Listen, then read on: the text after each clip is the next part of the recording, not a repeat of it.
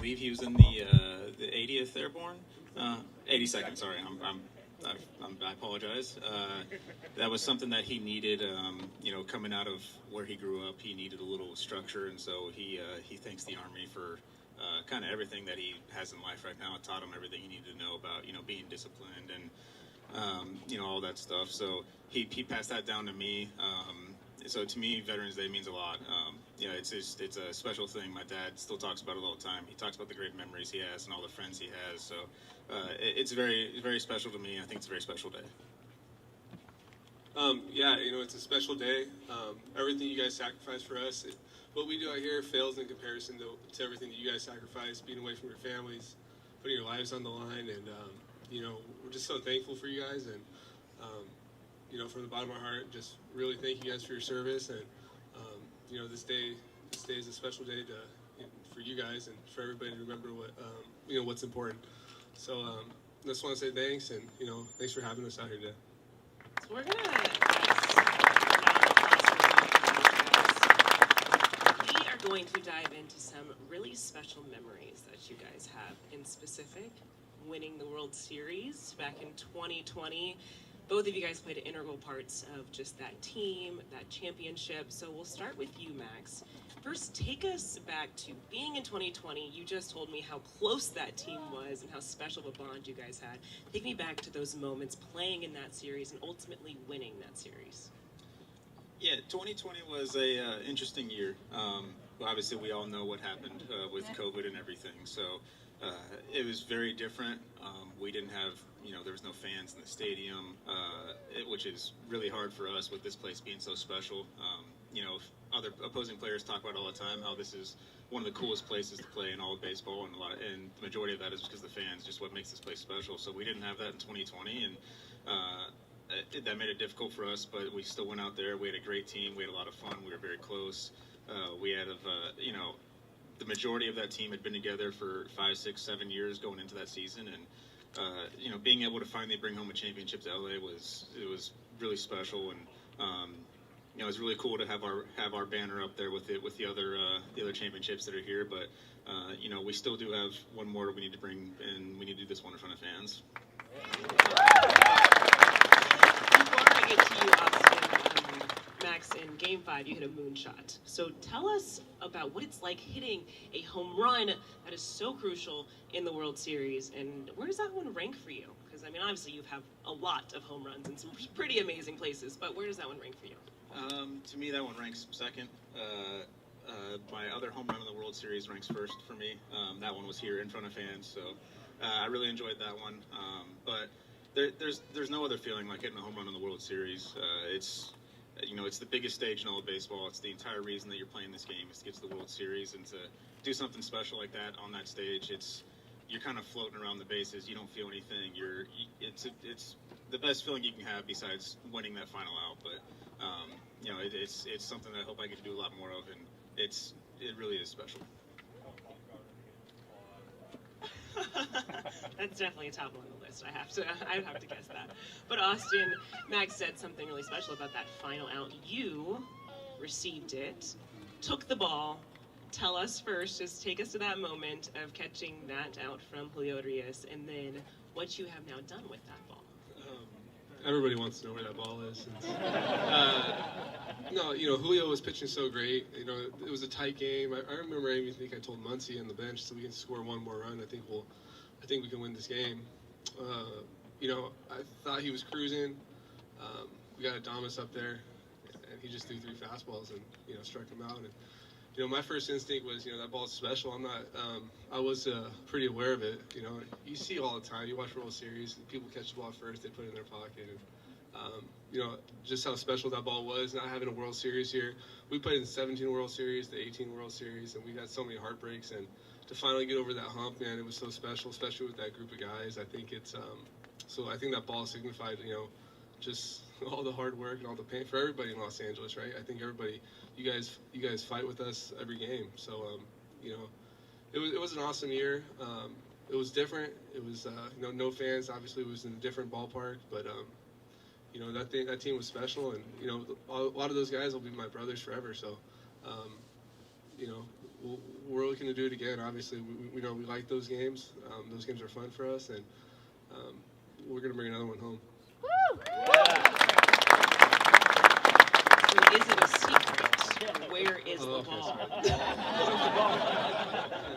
No, so I had the ball for a while, and so the Dodgers were calling, and I knew they were calling for the ball, so I didn't answer the phone for a couple months, and then I just had it at my house, and then they started getting pretty mad, so I gave it back to the Dodgers. I think it's somewhere around here, actually. I think it's in like a exhibit or something like that, but yeah, that's what I did with the ball. But you do still use that glove that you used from the 2020 World Series today. Is that correct? Yeah, that thing's falling apart, but it's yeah, catcher's gloves are weird because it takes so long to break in, and when you find one you like, you just try to hold on to it. And that catcher's glove's got some pretty special moments. It's got the World Series. I think it's got Kershaw's strikeout to take the lead for the Dodgers, and but that's my glove. I fall in love with my glove. So it's breaking though. It's breaking for sure. Yeah, we're a little weird as baseball players. I'm sure you guys have seen Kershaw's hat. He wears the same one for the entire year. I think he's been using the same belt for like 10 years. Is that right? It's nasty. No hygiene. Yeah, we're a strange group as baseball players. We do some strange things. It's okay. If it works, you don't break it. What is the saying? If it's broke, don't fix it. Don't fix it. See? If it ain't broke, if it ain't broke, I was like, that's not right. If it is broke, you better fix it. You should fix it. I was like, I didn't say that right now. All right, we're gonna get there. But look, we obviously are surrounded by an incredible group of individuals who have sacrificed and done so much for our country so that we can have the lives that we have today. And with that of course comes with great memories, but it also comes with great challenges. You guys in a different space, but as baseball players, it is a very grueling season. 162 games the regular season, plus the postseason, which you guys obviously pretty much are always there.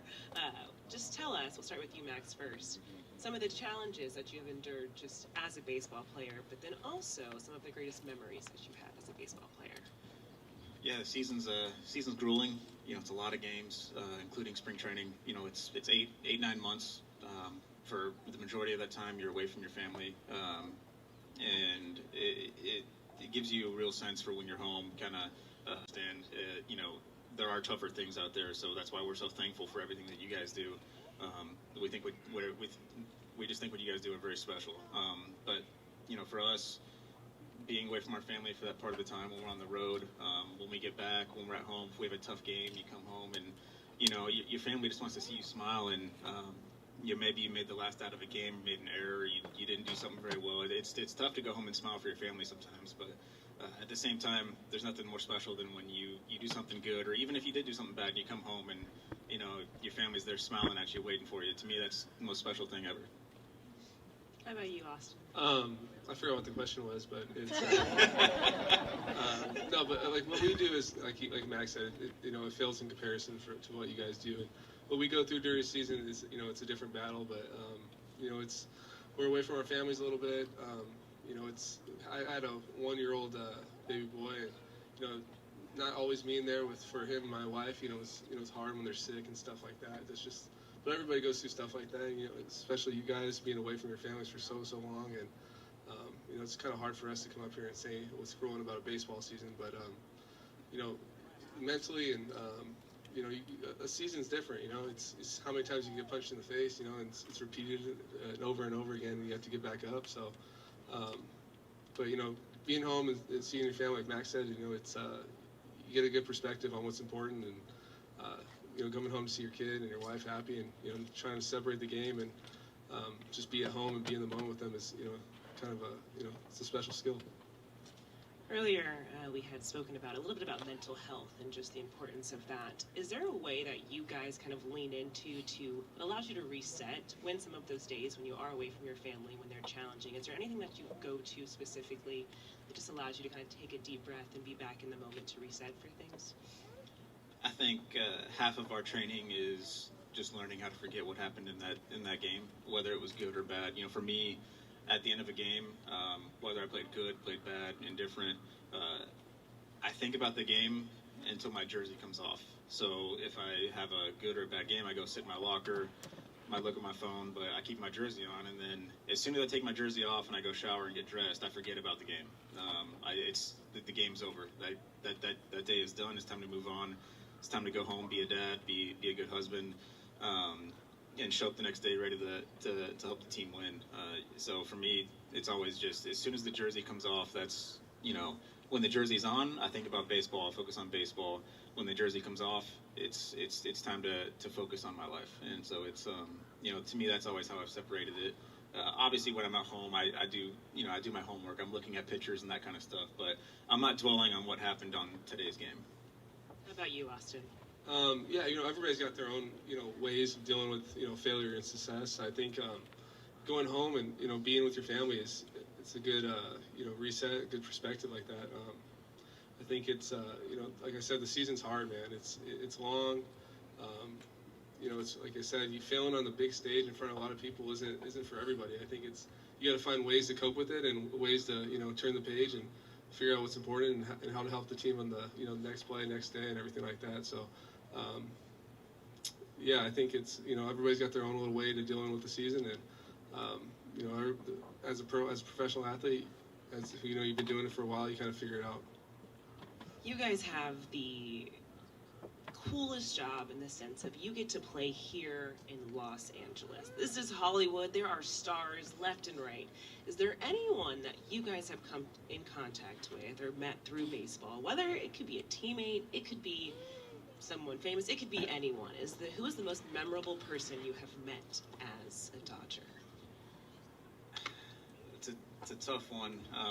There's so many big fans here in LA, whether it's the celebrities, maybe just regular fans in general. I have my best conversations with, regular fans that come up and talk to us.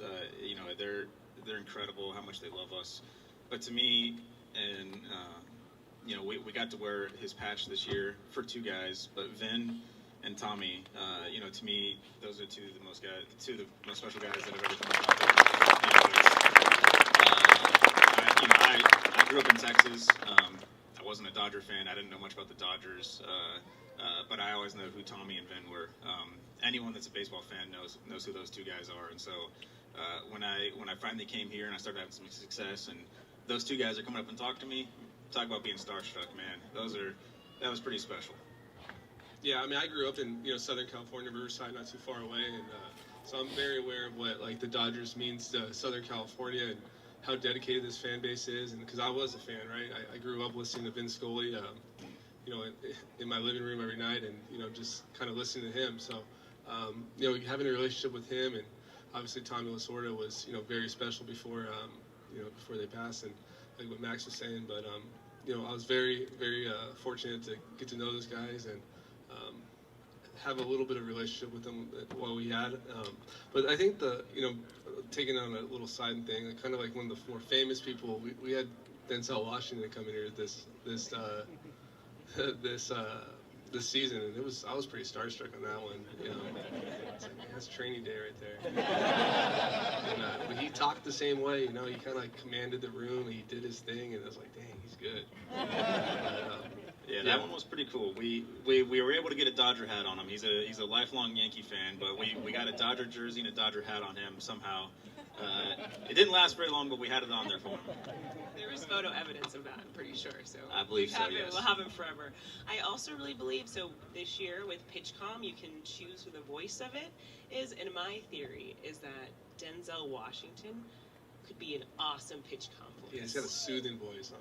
Well, didn't we have someone do the voice? Yeah, it was bad. It was, you guys don't know. It was actually Will Smith did it for a second, and it was really bad. So we had to change it.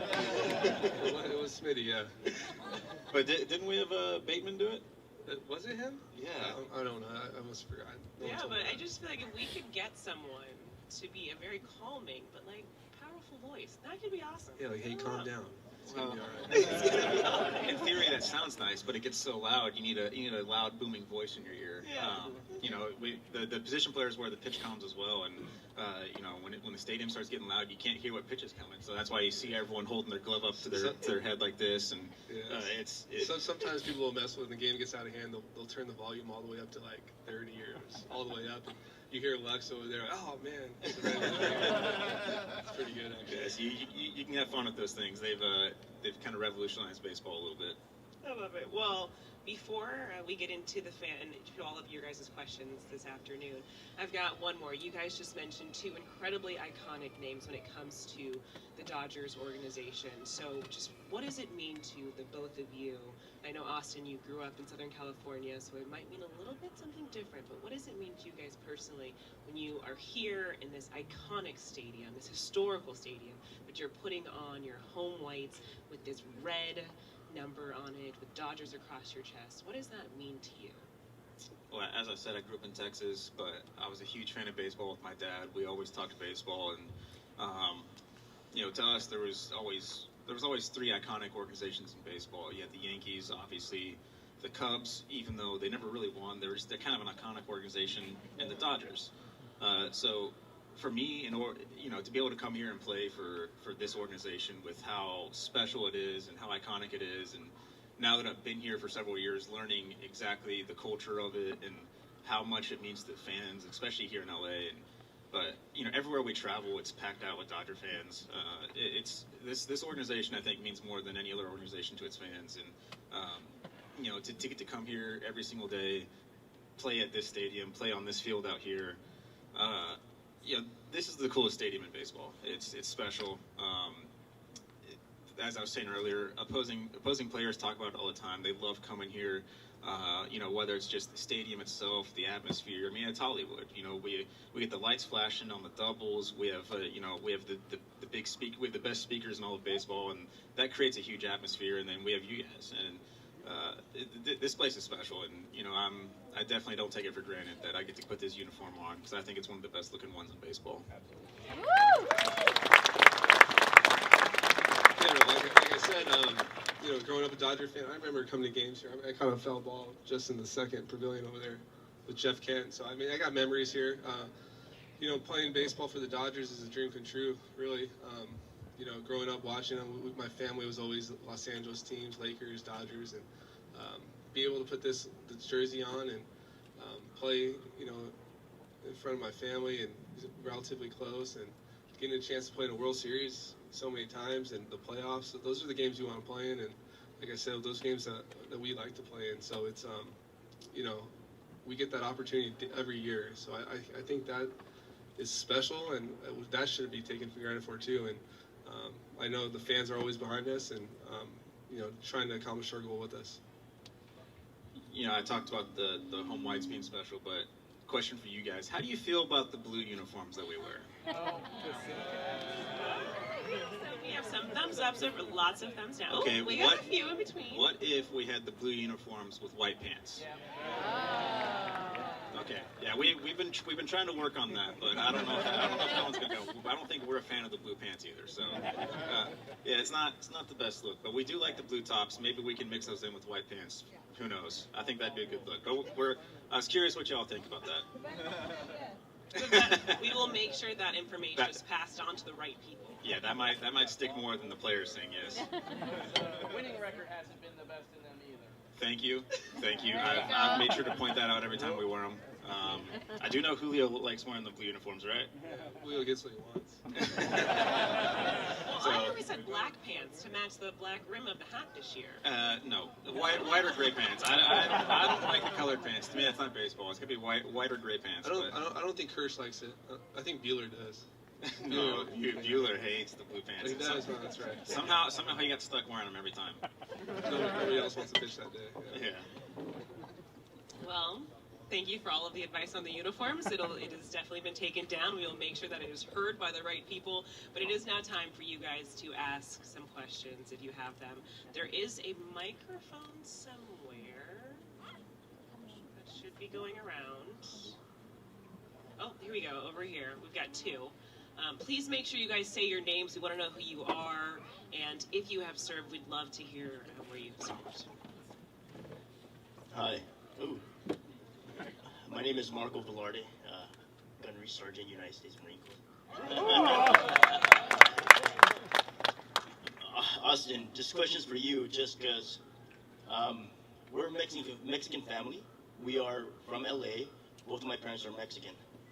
how good did it feel?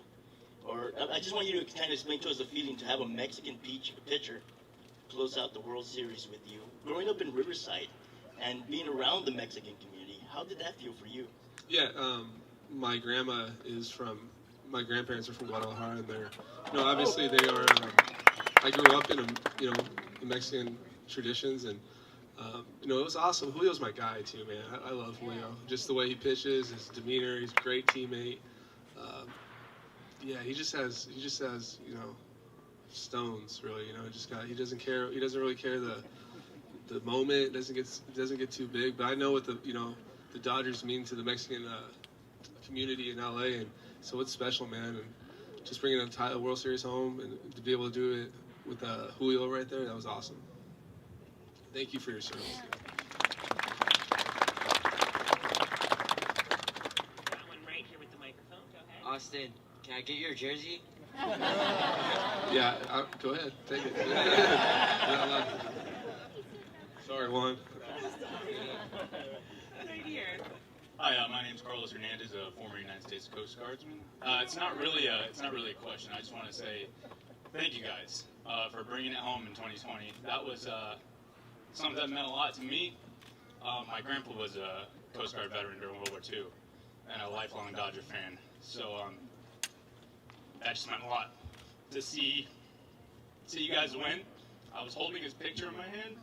The last pitch, I was just sitting there and I was just bawling my eyes out. I just want to say thank you guys. It really means a lot. Yeah. I got chills right there. Yeah, I think one of the cooler things is to see some of the, when I was, after 2020, what I did for like months after was watch the fan reaction videos. And man, those things were so cool. Just seeing how much it meant to everybody, because I know how much it meant to me and all of these guys out there, but stuff like that's so awesome, man, and thank you very much. Thank you. Hey, what's up, Max? Roland Vandenberg, retired United States Marine. This is my son Andre right here. He's actually named after Andre Ethier. We're like diehard Dodger fans. I'll tell him that. He's a little shy, so I'm gonna ask the question for him. What does he have to do to become a Los Angeles Dodger? That's a tough question. People ask me all the time what they need to do, to be a better baseball player. Especially at his age, it's hard to give an answer. But to me, and this is something that helped me out the biggest in my career, was learn to have fun with the game. You can't take the game too seriously. That was something I did early in my career when I was in Oakland, and I wasn't that good of a player. I struggled a lot. I had some issues off the field with that, and when I came home, the biggest thing for me was learning to have fun. Baseball is a game. It's a game it's America's pastime. It's a game we all love, and it's something that when I started learning to have fun with it again, acting like I was a kid out there on the field, smiling whether it was good or bad, that was when things started taking off for me. So to me, especially at a young age, the biggest thing is have fun. When you start getting older, you can, there's plenty of hitting coaches and pitching coaches out there that now everyone's a guru. They all have, wonderful ways of doing things, but learning to have fun, I think that's the biggest thing. You can't be too serious about it at this point, because you're just going to get burnt out. And then if you burn out on it, then it doesn't matter what you're learning. You're not going to have fun. Thank you. You're welcome, buddy. I like those glasses. Hi guys, my name's Roberta. I'm a wife of a veteran. My husband couldn't be here today, he's at work. But I do have my two boys here. We live in Covina. They go to school in Covina. We live in Chino. And I just want to ask you guys, my oldest one's a senior this year, and this guy's going to be going to high school next year. So what would be your advice for them, and what were some of maybe your struggles when you guys were their age? Going on with this question, it's kind of the same thing. Just believing in yourself, that you can accomplish stuff. It doesn't matter where you're from. I'm just from down, like I said, from Riverside, and I'm playing at Dodger Stadium and playing for the Dodgers. So I think anything's possible. You just keep working hard and believe in yourself and believe in what you can do, and having that unfounded belief in yourself. It's hard to explain, but that's where I think special things start to happen. So, but, that comes from working hard and doing all the small things and just putting your head down and doing what's right. Kind of piggybacking off of that, focus on your school. I know that's not the best answer, but school can give you the biggest opportunities. For me, I went to Baylor University. In order to go there, I needed good grades in school. So if you want to continue your athletic success, being good at school, a lot of times can give you more opportunities at the bigger colleges or bigger universities that you want to go to, because they'll be more willing to give you the scholarship knowing you work hard in school, so they know you'll work hard in athletics as well.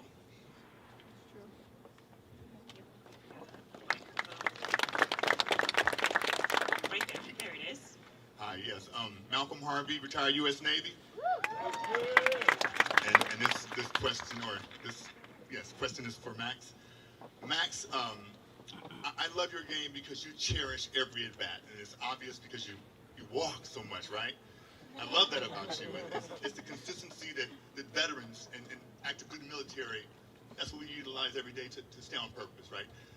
I wanted to ask you how the elbow is feeling, and because if your elbow was healthy, I think we would have won last year. And your prediction for the future. Those are my questions. Thank you. Well, thank you. Thank you for your service. Your second question, what do you mean for the future? For me or for the team? For the team, okay. My prediction for the team is we're going to win.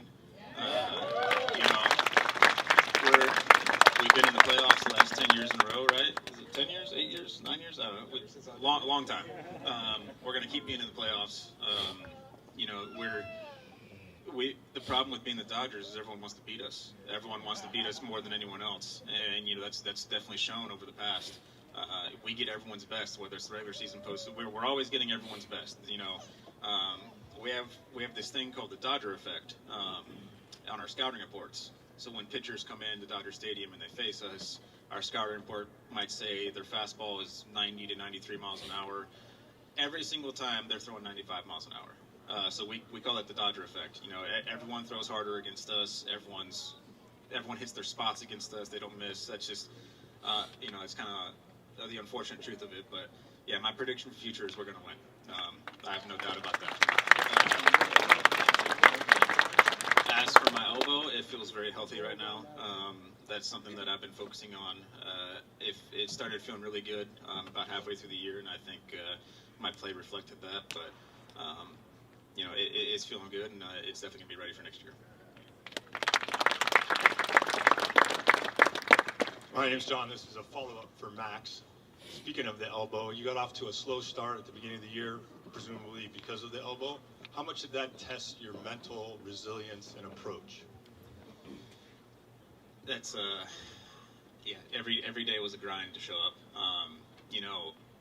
I think I'm never one to make excuses, but at this point I have to say that I think almost all my struggles were because of the elbow.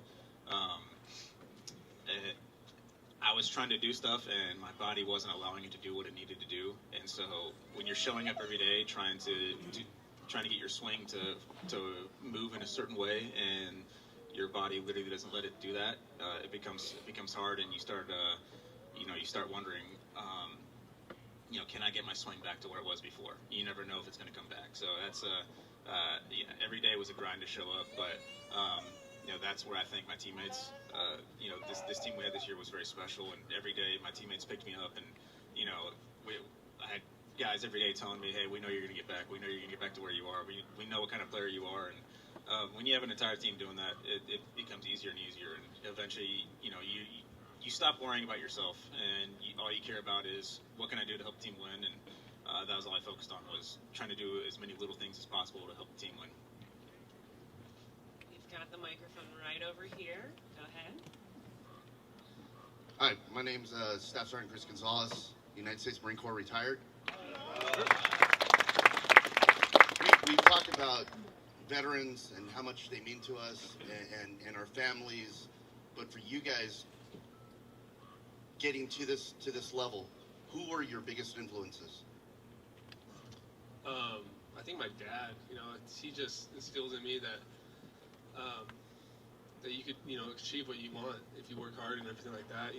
Having him and my family was just the biggest motivators For me personally, I think everybody's got their own, what fuels them and stuff like that. But just to make them proud, I think was one of the bigger things that got me through, the minor leagues and college and got me to this level. It's the same answer for me and my dad.